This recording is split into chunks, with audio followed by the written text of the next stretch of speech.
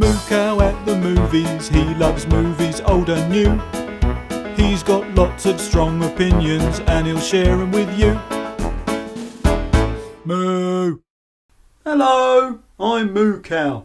Before I start today's review, I'd just like to mention my other YouTube channel, Moo Cow Phonics. If you're learning to read, or more likely if you have a child who's learning to read, check out Moo Cow Phonics for some fun educational videos. Today's review is Doctor Strange in the Multiverse of Madness! It takes place after WandaVision, in which Wanda's grief after losing Vision causes her to accidentally trap an entire town in a sitcom illusion. Loki, in which Loki's variant Sylvie unleashes the multiverse.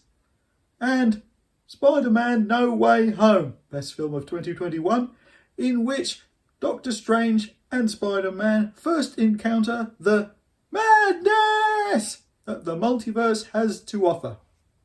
Be warned, there are spoilers throughout this review. The film opens with America Chavez, a young girl with the power to leap between multiverses, on the run from a monster that wants to take her power. She bumps into Doctor Strange, who offers to protect her and help her, but she doesn't trust him at first because a variant of Doctor Strange from another multiverse tried to kill her, as he put it, for the greater good. That sounds scary. I'm glad I've never met an evil variant of myself. I kill you now. Ah! Wah, ah, ah. Strange seeks out Wanda, who's in hiding after the events of WandaVision, to see if she knows anything about the multiverse. When it turns out, wouldn't you know it, Wanda's the one who's after America. She needs her powers to travel to a multiverse where she can be with the kids she imagined having in WandaVision. A reasonable thing to want, given how much she's lost in her life already. But she's under the influence of the Darkhold, a book of dark magic that's made her ruthless and more dangerous than ever before. It's the first MCU film to be directed by Sam Raimi, unless you count his Spider-Man trilogy with Tobey Maguire, which I guess is canon now thanks to No Way Home, best film of 2021, and his first film at all since 2013's Oz the Great and Powerful. I saw that film. Between that and Spider-Man 3, I'd be put off filmmaking too. Drag Me to Hell was quite good though. Okay, the good stuff. The cast are all great. Benedict Cumberbatch gets to stretch himself this time by playing several variants of Doctor Strange, and he continues to make a great double act with Benedict Wong's Wong. Xochitl Gomez is likeable as America Chavez, even though she gets limited time on screen to build her character. And Rachel McAdams even gets a bit more to do this time as well, playing Christine Palmer, Doctor Strange's long-lost love and her variant. It's a visually spectacular film. The shots of Doctor Strange and America hurtling between multiverses provide some incredible imagery, and fans of Sam Raimi's Evil Dead trilogy will not be disappointed. While this may not be an out-and-out horror film, it's the closest the MCU has come to it. It's all the trademark blood, gore, violence and wacky camera angles that you'd expect from a Sam Raimi film. Then there's the cameos. We all knew this film would have lots of cameos. I myself made a bingo card to see how many would turn up. Thankfully, the ones we got were very satisfying indeed. Particularly John Krasinski! Bring on Fantastic Four! Bring on Fantastic Four!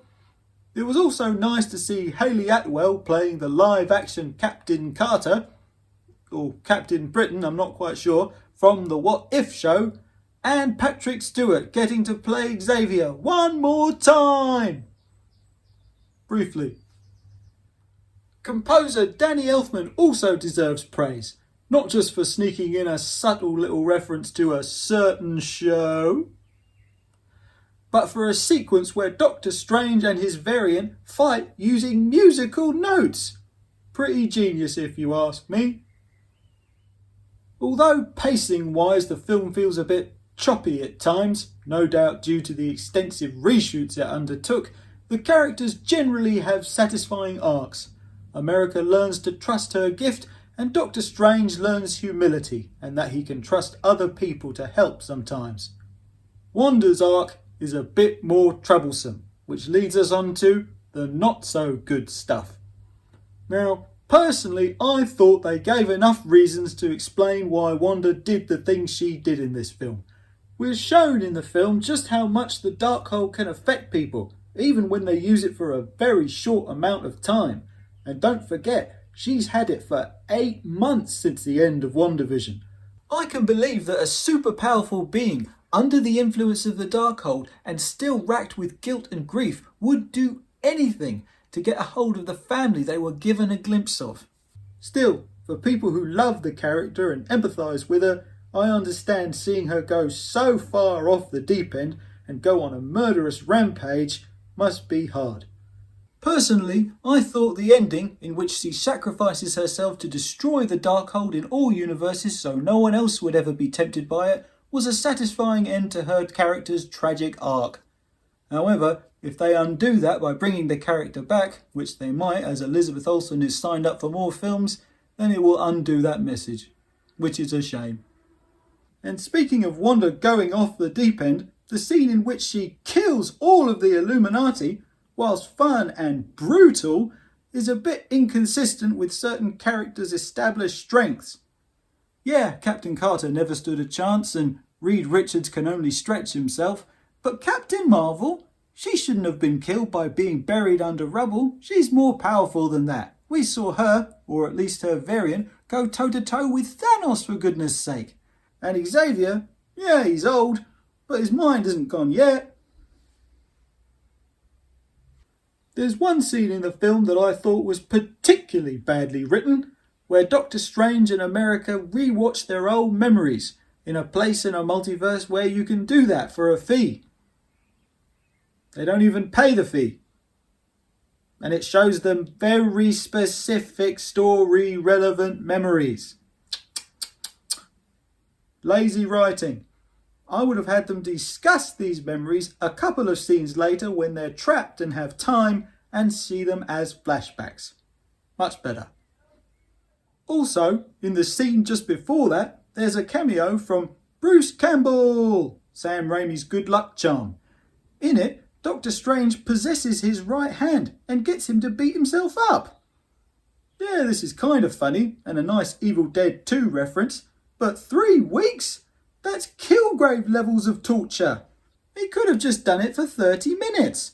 That would have been more reasonable, more in character, and a nice reference to one of the few genuinely funny bits from Thor Ragnarok. Overall, while this is a bit of an inconsistent film, and some people will take issue with some of the character decisions, it's still supremely entertaining. I recommend it. I give it 2 cowbells. That's all for now. Like and subscribe. See you next time.